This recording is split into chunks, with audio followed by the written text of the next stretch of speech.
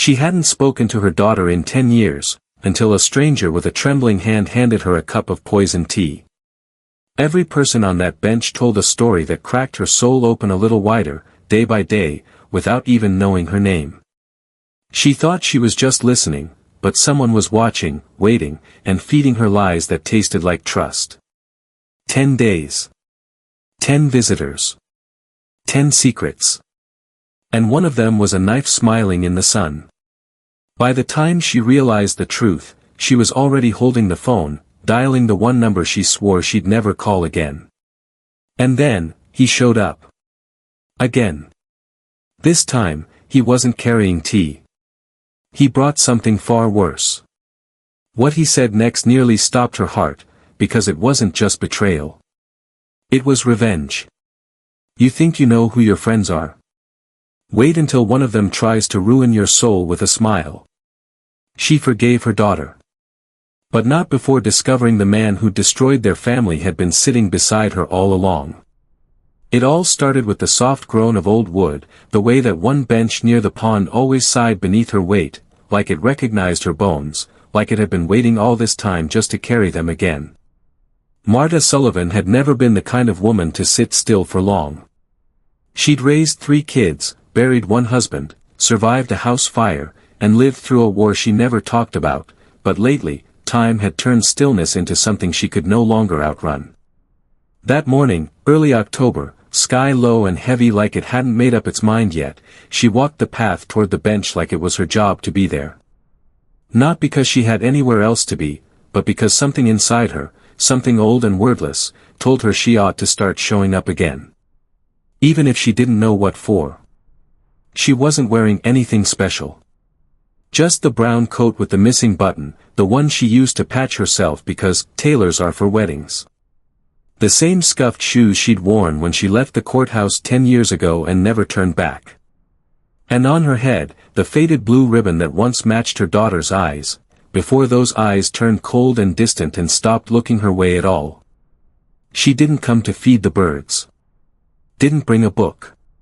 Just sat. Hands folded like a woman in church, spine straight as ever, even though it hurt more these days. At first, there was only silence. The kind of silence you can hear between your ribs. The wind stirred the yellow leaves into little cyclones at her feet, and she thought, not for the first time, that autumn is when God whispers most clearly. She remembered how her daughter used to call her, the oak. Not Mom, not Ma. Just, the oak. Meant it as both an insult and a compliment. Said Marta never bent, even when she should have. Never said sorry, even when she was wrong. But now, sitting there alone on that bench, Marta wasn't so sure she hadn't snapped somewhere along the line, quietly, without anyone hearing. And then she heard the footsteps. Slow. Heavy. Not unkind. The kind of footsteps that said, I've walked farther than I ever meant to. He came from the far side of the park, wearing an old army cap and a coat 3 sizes too big. He didn't ask to sit. Just nodded once, like they'd known each other in a former life, and lowered himself onto the other end of the bench with a grunt that sounded like it hurt. For a minute or two, neither of them said a word. Just watched the ducks move in lazy loops around the pond, like sentinels on water. And then, out of nowhere, without even turning his head, he spoke. You ever bury a man, knowing it should have been you instead? Marta blinked. Not from shock, but recognition. There's a kind of grief that only makes sense to strangers. She didn't answer right away. Just stared at the water. The wind picked up again, dragging a swirl of leaves between their shoes. Her fingers tightened around the frayed strap of her handbag. Then she said, slow and steady, I've buried a lot of things, mister. Some with shovels. Some with silence. I reckon both weigh the same in the end. He turned to her, and for the first time, she saw his face full on. Deep lines like riverbeds carved across his cheeks. Eyes too young for all that sorrow. My brother, he said. Korea. I made it home. He didn't. Mama always said God makes no mistakes. But I figure God and I ain't reading the same map. Marta nodded, almost involuntarily. That kind of guilt doesn't need much explaining. You ever make peace with that? She asked. He shook his head. I tried. Church. Whiskey. One wife, 2 dogs. None of them stuck. She smiled. Barely. Maybe you were never meant to make peace. Maybe you were just supposed to tell someone. He leaned back. Closed his eyes. Let the wind do the talking for a while. I haven't said his name out loud in 40 years, he muttered. Funny how a stranger on a bench gets it out of you faster than blood ever could. Marta didn't answer. Because sometimes silence is the answer.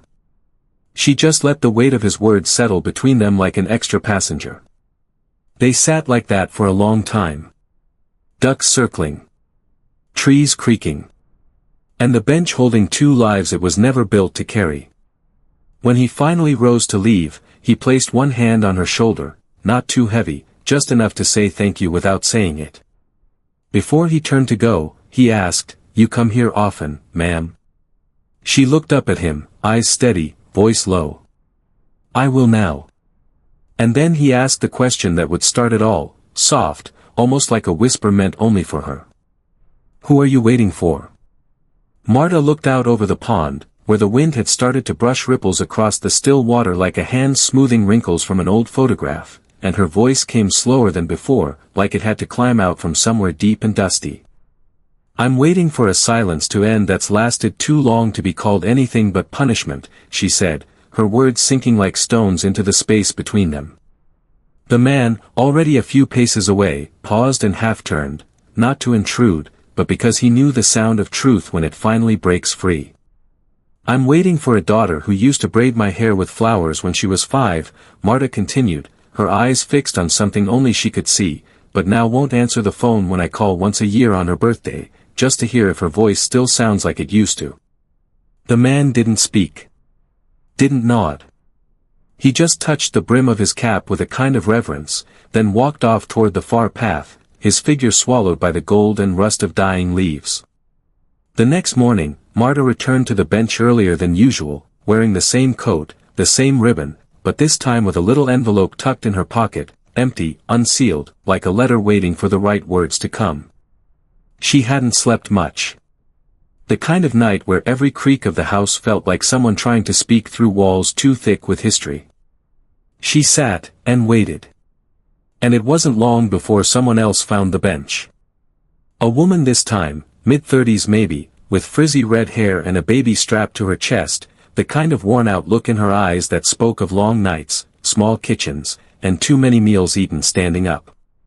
She looked unsure, like she was interrupting something sacred, but Marta gave a soft nod, just enough to say, the bench is wide enough for 2 kinds of loneliness. The woman sighed, one of those long, bone-deep sighs that come only when you've been holding everything in for far too long. I haven't spoken to my own mother in 6 years, she blurted out, not even waiting for pleasantries. She lives 5 miles from me, but it might as well be another country.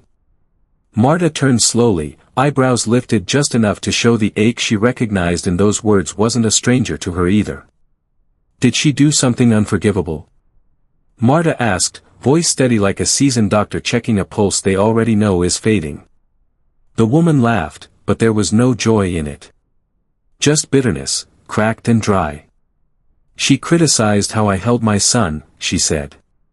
3 days after he was born, and I hadn't slept, and I was bleeding, and she walked into my house and told me I'd already started failing.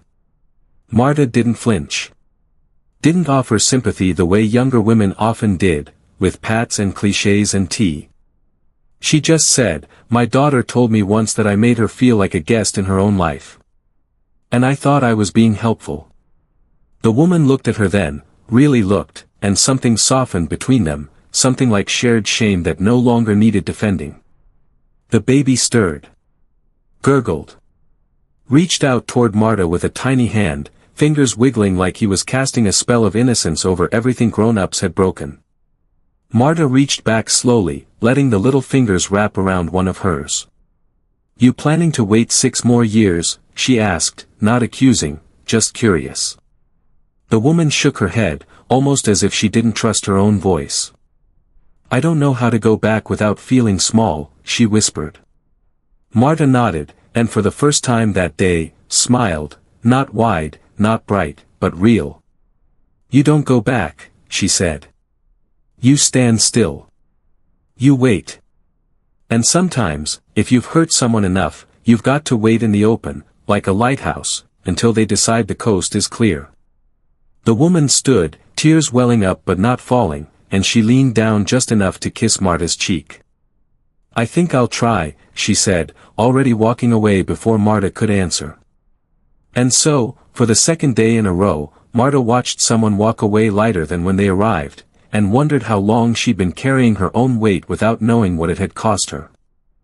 The sun broke through the clouds for a moment, warming the bench, warming her face, and as Marta leaned back and closed her eyes, she felt it.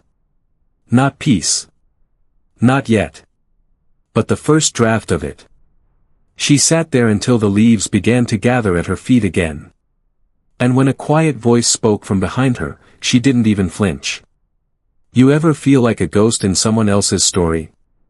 The question floated on the wind like an old hymn whispered through a cracked church window, soft but heavy with meaning, and Marta didn't turn right away.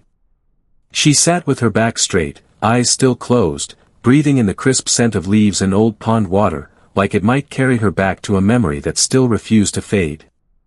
"I don't just feel like a ghost," she finally said, her voice steady, shaped by long winters and longer silences. "I am a ghost. Not the kind that rattles chains or slams doors, but the kind that drifts through the lives of the living, hoping someone remembers who I used to be." The man who'd asked the question, young, maybe mid-20s, skinny in that way people get when life keeps taking things and never gives anything back, sat down on the far edge of the bench without a word, just a tired nod, as if he'd been carrying too many secrets in too small a heart. "I used to think I was the hero in my own story," he said, looking down at his shoes, worn through at the toes, "but now I'm not even sure I was a footnote in anyone else's." Marta glanced sideways, studying him, not judging, just observing, like an old farmer checking the sky before planting a seed she wasn't sure would bloom. "You're still young," she said, slow and measured like each word had to be weighed against what had already been lost. "You've got time to rewrite whatever chapters you regret." He laughed, not cruelly, but like someone who'd grown allergic to hope. "I already ruined the ending," he said. "All that's left now is the fallout." She said nothing for a while. Just let the silence grow roots between them. Finally, she asked, "What happened?" He didn't answer right away.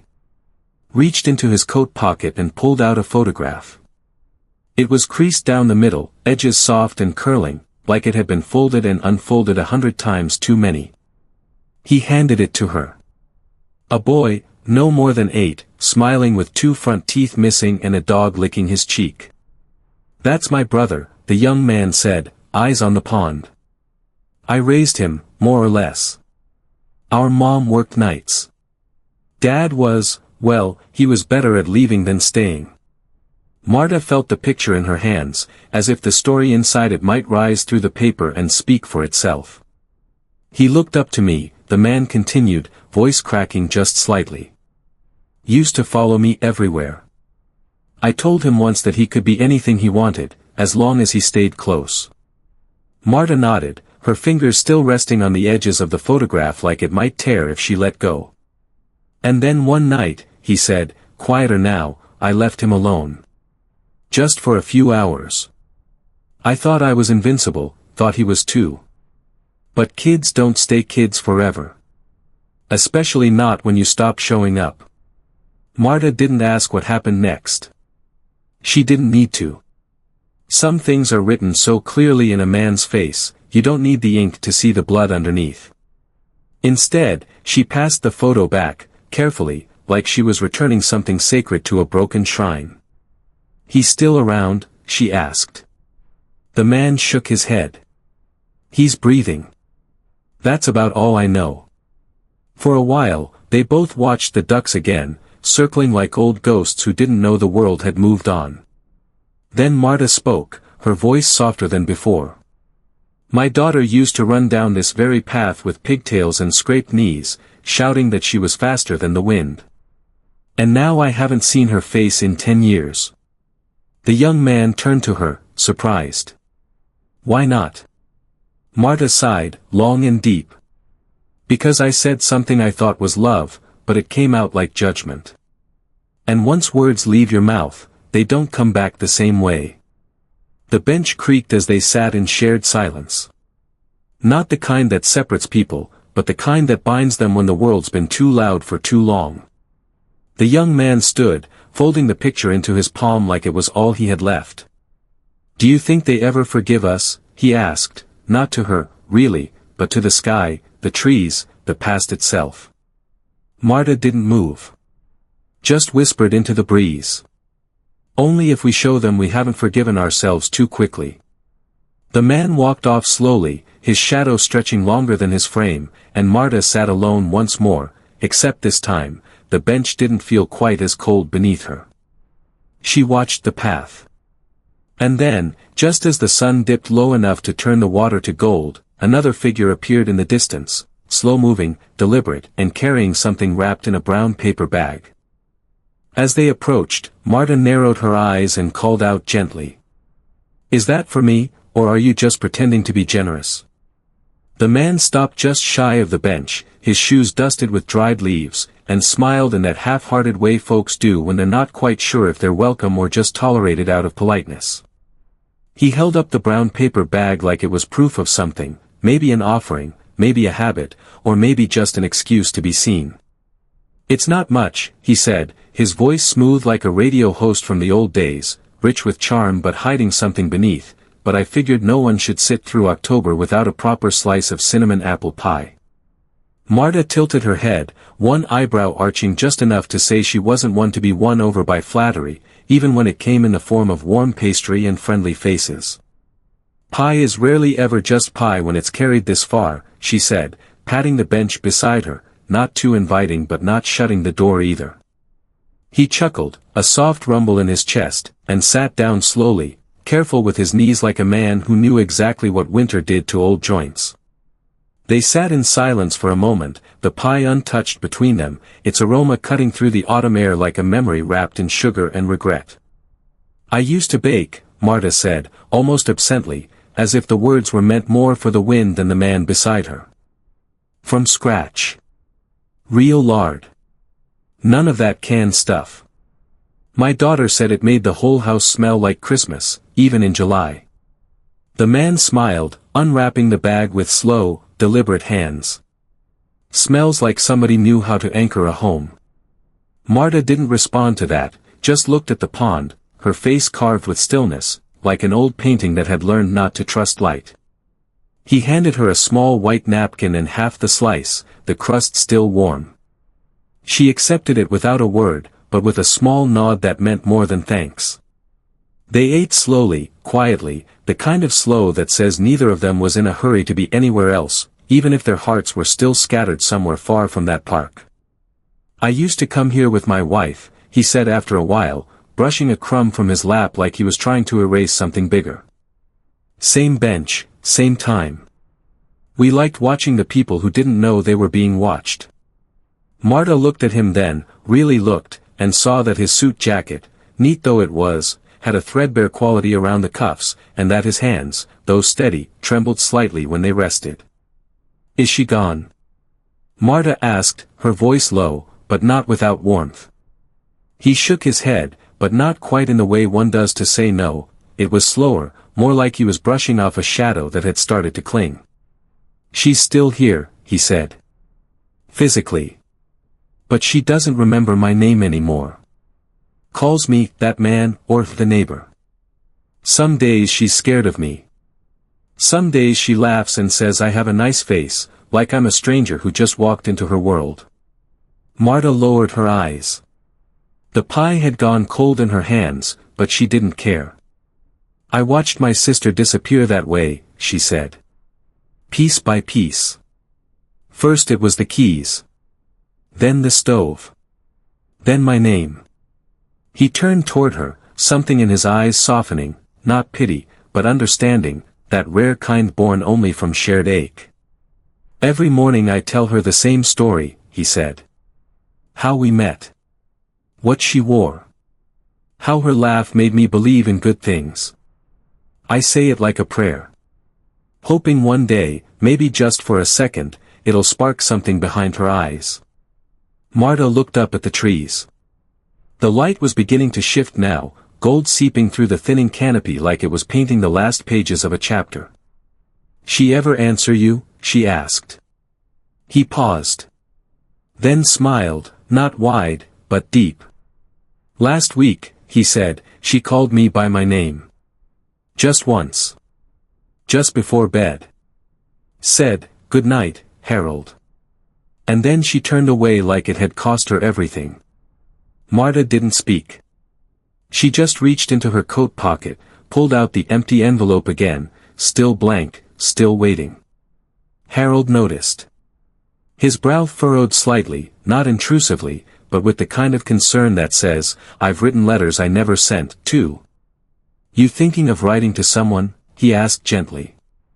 Marta held the envelope a little tighter, like it might fly away if she didn't. "Maybe," she said, her voice barely above a whisper. "But the trouble with letters is they don't bleed. They say what you write, not what you meant." He nodded slowly, understanding more than he let on. Then he reached into his own coat, pulled out a small fountain pen, and laid it beside her like a gift. "Then make it say what needs saying," he said.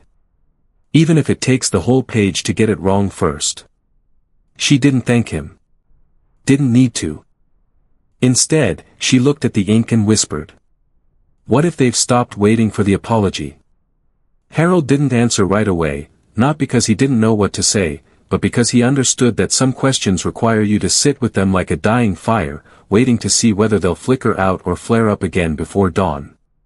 He looked down at the pen he'd given her, the way it caught the last of the light like a relic, and then, almost as if confessing something sacred, he said, "Then you apologize anyway, not because you expect forgiveness, but because carrying the truth alone is how ghosts are made." Marta didn't respond at first. She simply held the envelope in one hand and the pen in the other, like she was weighing which had more power, the blank space or the ink meant to fill it. "I used to believe that silence was strength," she said, her voice slow, like it was pushing against something inside her ribcage. "That if I stayed calm, stayed still, people would know I loved them even when I was too proud to say it." Harold nodded slowly, the kind of nod that came not from agreement but from recognition, like a man who had once mistaken duty for devotion and paid the price in lonely holidays and unopened letters.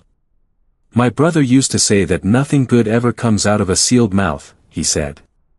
"He died in '64. I never told him I envied his courage."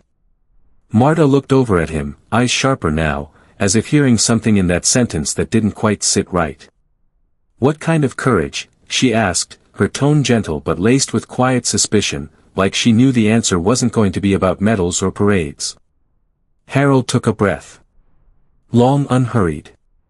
The kind of breath you take before walking into a room where you once lost something that mattered. "He was the first man I knew who stood up to our father," he said. "Told him to his face he was a bully, told him he was killing our mother by inches. I watched from the stairs. Didn't say a word. Just watched." Marta sat very still. Not cold. Not judgmental. Just still, like a tree that had learned to listen. "2 weeks later, my brother enlisted," Harold went on. "I think he would have rather died in a war than live in that house another day." Marta looked at the envelope again, then up at the sky, now a slow bruising blue, like twilight was reluctant to fall. "Sometimes I wonder," she said quietly, "if the people we hurt the most are the ones who only ever wanted to be near us." They sat for a while in that long hush of early evening, where everything around them, the ducks, the trees, even the air, seemed to lean in closer, as if the park itself was listening. Harold placed both hands on his knees, leaned forward slightly, and asked, "Do you know what you'll write, if you do?" Marta's eyes didn't move from the horizon. Her voice was low, steady. "I'll tell her that I remember the night she left," she said. "How I stood at the window, watched her car disappear, and told myself she'd be back in the morning. But she wasn't. And every day that passed after that, I found new reasons not to reach out, pride, fear, shame, then more pride." Harold's eyes softened. 10 years is a long time to wait for peace. Marta nodded, slowly. "Peace doesn't come when you're ready. It comes when you finally admit you never were." A child's laughter rang out in the distance, bright and clear, and they both turned instinctively toward the sound. A boy, maybe 6 or 7, chasing a pigeon with wild joy, his mother calling gently behind him. Harold watched for a moment, then looked back at Marta with a curious expression, half a smile, half a question. "Can I ask you something, and you don't have to answer right away?" She turned toward him, raising her eyebrows as if to say, "Go on, if you must." "Why now?" he asked. "Why this bench? Why this month? What's finally pushing you to write after all this time?" Marta looked down at her lap, where the envelope still rested, untouched. She didn't speak immediately. But her eyes grew distant, as if looking beyond the trees, beyond the park, beyond even herself. And she whispered, more to the earth than to him. "Because someone I trusted told me 10 years ago that she'd never forgive me, and now I think that someone may not have been her." Harold's reply came so softly it barely stirred the air between them, like he was afraid the words might tear something fragile if spoken too loud. "Then maybe it's time," he said, "to ask yourself whether that voice you trusted all those years ago was really speaking truth, or just fear in disguise." Marta didn't respond right away. Instead, she leaned forward slightly, elbows on her knees, hands clasped together like someone deep in prayer who no longer believed in clean answers, only honest ones. "It was a man," she said after a long silence. "A friend of the family. Someone I'd known for decades. He came to my house 2 weeks after she left, sat in my kitchen like he belonged there, and told me that she'd moved on, that she didn't want to hear from me again." Harold turned toward her now, more fully, something in his posture shifting, not suspicion exactly, but the quiet bracing of a man who'd lived long enough to know that betrayal rarely knocks before entering. "And you believed him?" he asked, not unkindly, but with the sort of gentle challenge old friends use when the truth has been ignored for too long. Marta nodded, her jaw tightening slightly. "I was grieving," she said. "Grieving a relationship that hadn't died but had stopped breathing. When you're hurting like that, you don't fact-check the hand that offers comfort, you just take it and try not to drown." Harold's face changed, not dramatically, just a subtle flicker in the eyes, like a curtain moving behind a window when no wind's been reported. He didn't interrupt. Didn't fidget. Just waited. "Back then," Marta continued, "I didn't know what it meant to carry regret without clarity. I thought time would sort it all out, if she wanted to reach out, she would. And if she didn't, then maybe I'd earned her silence." Harold leaned back on the bench then, one arm stretched across the backrest, eyes narrowed as if scanning memory instead of landscape. "And what did this man gain," he asked carefully, "from making you believe she'd turned away from you for good?" Marta looked down, almost as if she were ashamed to say the words aloud. "He was close to my husband," she said. "Helped with the estate after he passed. Advised me on finances. After that fight with my daughter, he started coming around more often, brought groceries, fixed the porch rail, always checking in." Her voice dipped lower now, almost too low. "I thought he was being kind. But now, I wonder." Harold said nothing, but Marta could feel his silence asking all the questions she didn't yet have the courage to face. "He once said to me," she went on, "that some people only love you when they need something from you." And I nodded like a fool, not realizing he was talking about himself. The bench creaked as she shifted, folding her arms against the sudden chill in the air, though no breeze had picked up. "I gave him power I didn't know I was giving," she whispered. "And in return, he handed me a version of the truth that suited his own comfort." Harold cleared his throat, slowly, deliberately, like he was brushing dust off a memory that had been sitting too long in the dark. "There's a name for people like that," he said. "They don't break things directly, they just rearrange the furniture so you trip in your own house and blame yourself for falling." Marta managed a soft chuckle, bitter but real. "I've spent 10 years stumbling," she said. "Thinking I was clumsy. But now, for the first time, I'm starting to wonder if maybe the furniture was moved for a reason." The park around them had begun to thin, the sound of footsteps growing sparse as the sun slid lower, throwing long shadows across the pond like cracks in a painting. Harold reached into his coat, pulling out a handkerchief, not the kind bought at a store, but the kind men used to carry for their wives before tissues took over the world. He offered it gently, and she took it without protest. "You gonna write that letter tonight?" he asked. Marta stared ahead, her voice caught somewhere between fear and resolve. "I'm thinking I might write it right here," she said. "Because if I take this home, I'll find 100 reasons not to." Harold smiled, but there was something else behind it, a look that flickered across his face for just a moment. Something unreadable. Fleeting. He stood, brushing crumbs from his lap, and looked down at her with the weight of something unspoken pressing behind his eyes. "You ever wonder," he asked slowly, "if someone meant for you to sit on this bench?" Marta didn't answer right away. She tilted her head slightly, as if trying to hear something just beyond the edge of sound, an echo or an old memory brushing up against the corners of her mind, soft and deliberate.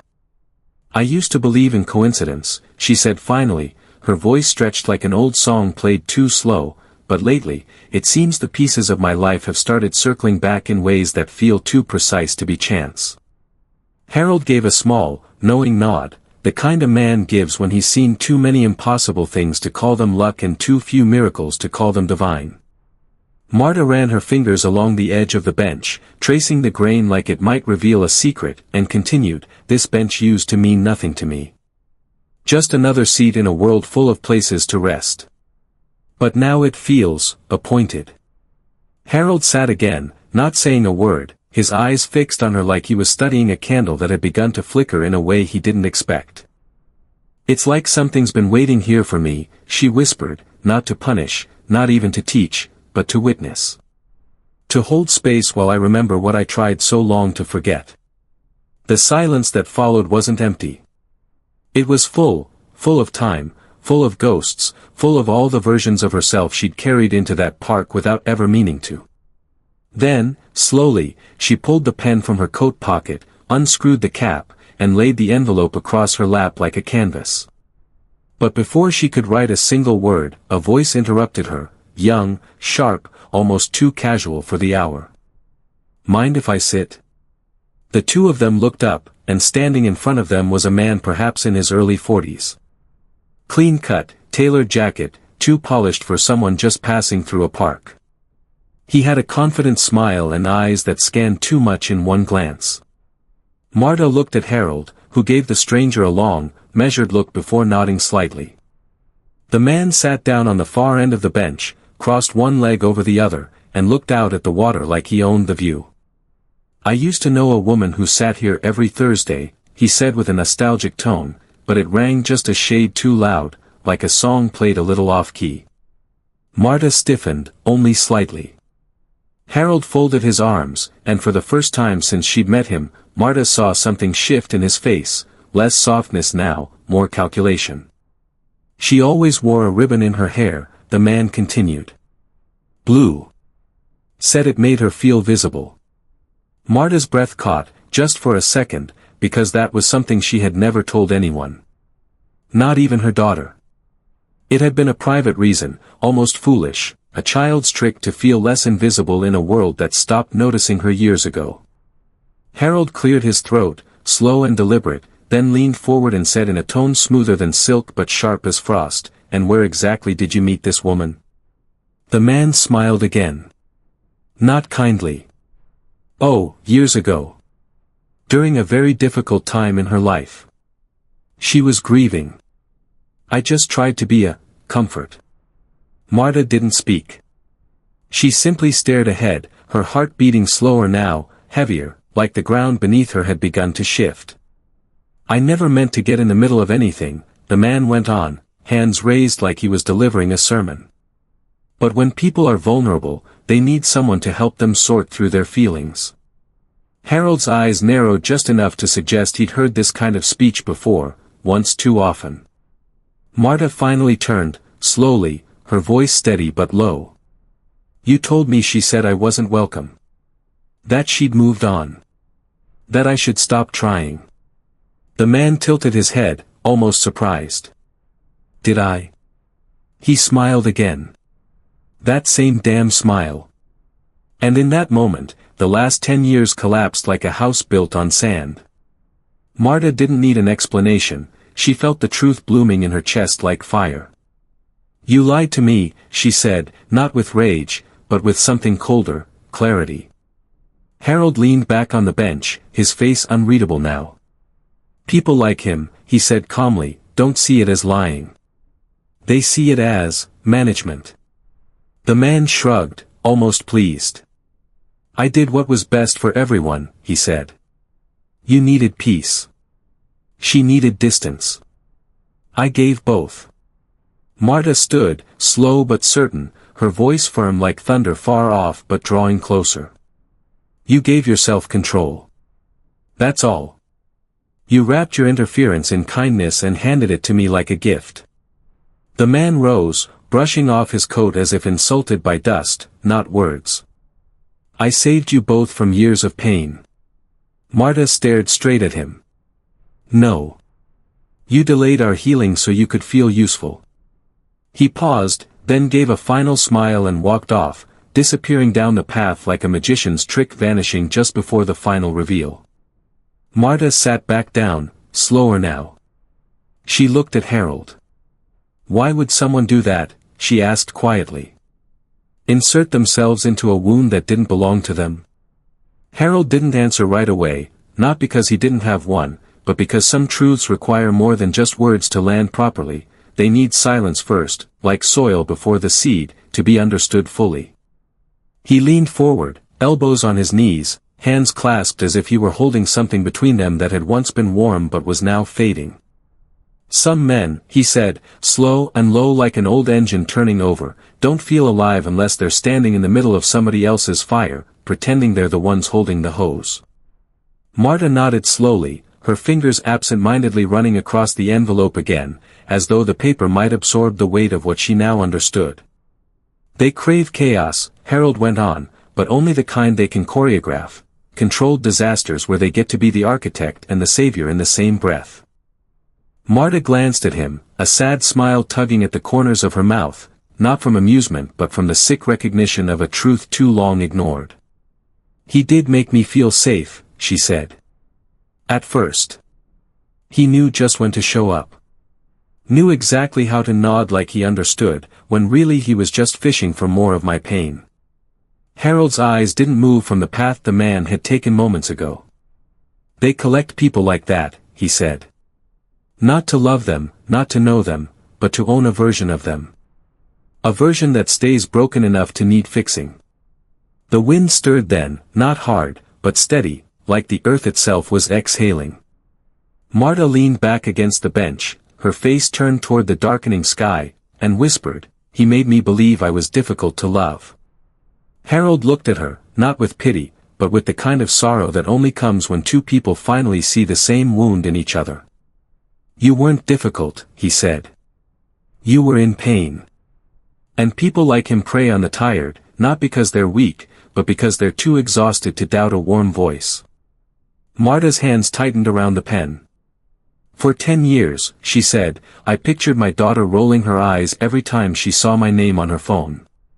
I imagined her telling people she had no mother. I built a whole world out of the silence that man gave me, and none of it was real." Harold said nothing. He just reached over and gently nudged the envelope toward her.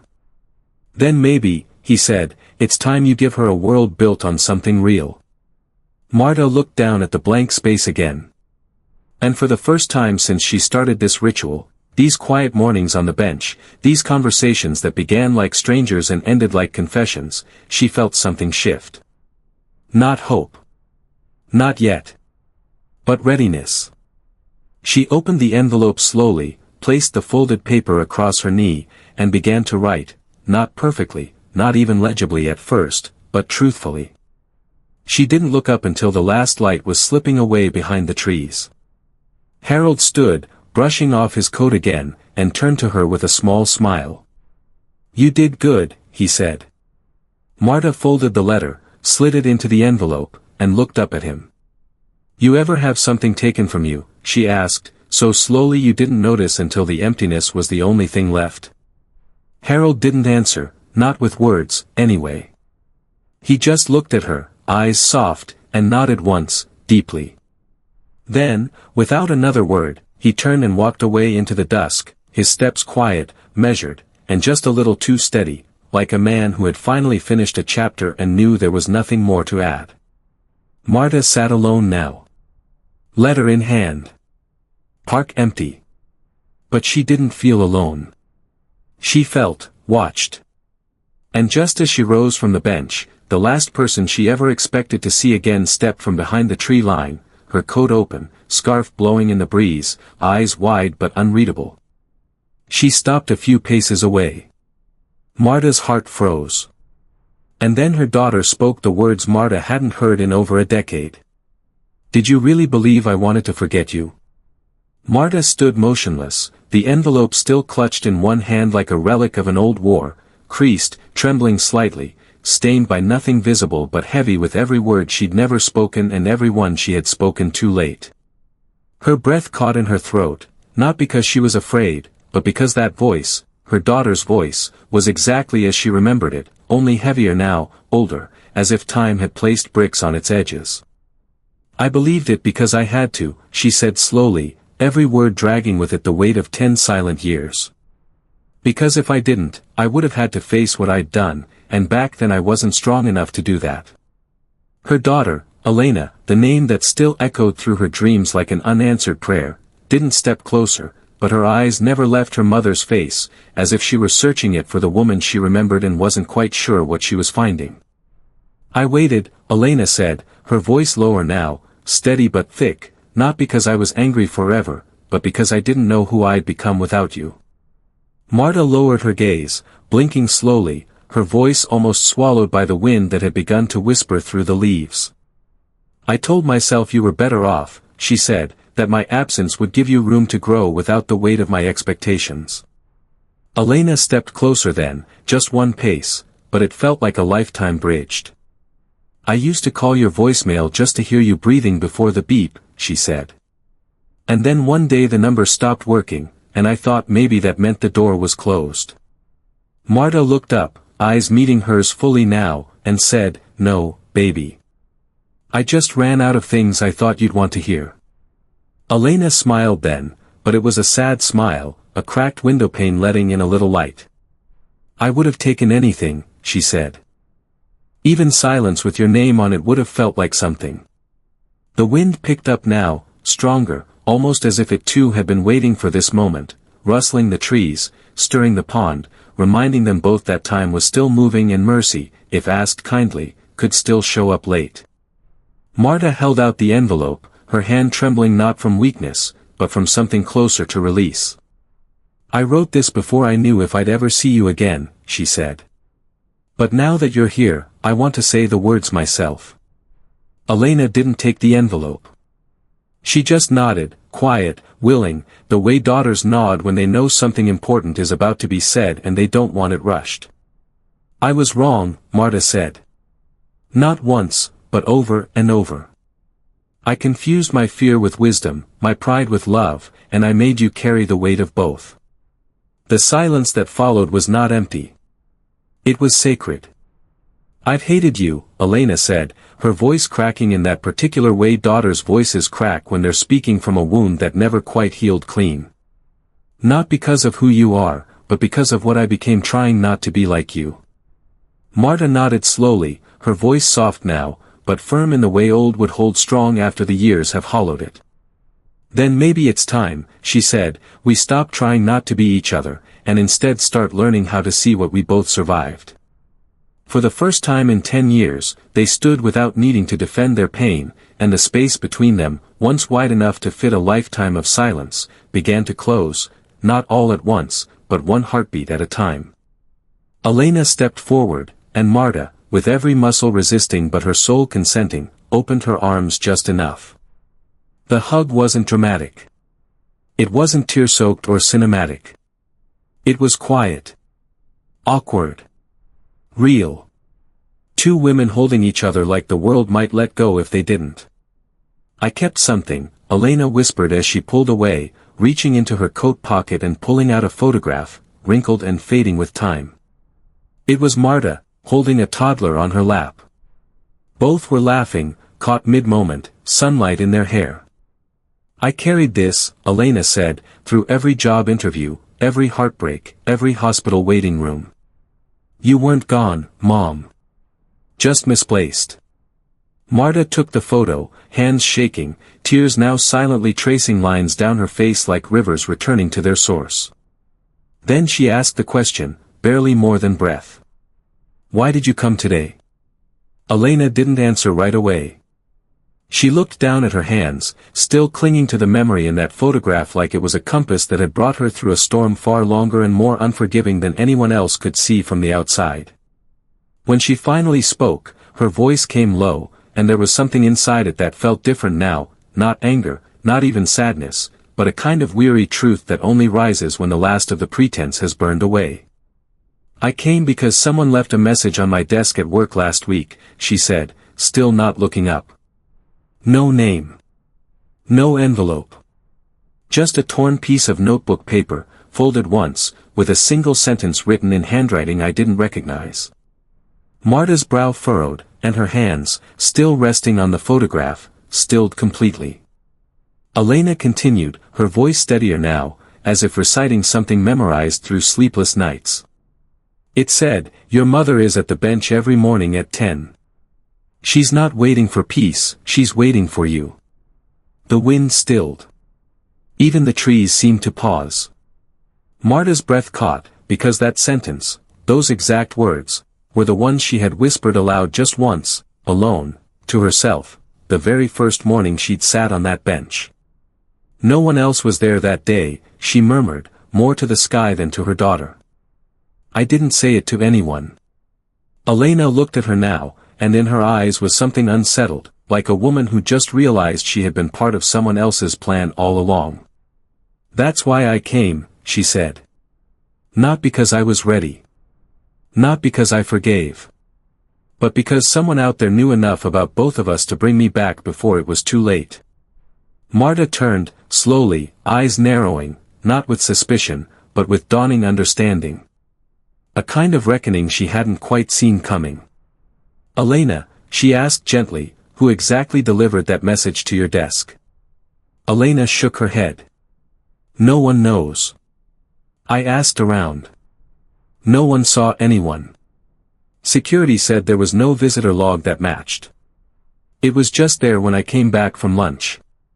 And then, like a tide creeping in too slowly to see, the pieces started to come together, not in chaos, but in the kind of quiet that turns certainty into doubt and doubt into revelation." Marta's thoughts raced back to Harold. The pie. The pen. The story of his brother who stood up to their father. The way he always seemed to arrive just when her resolve was faltering. The calm understanding in his voice when she'd spoken about the man who separated her from her daughter.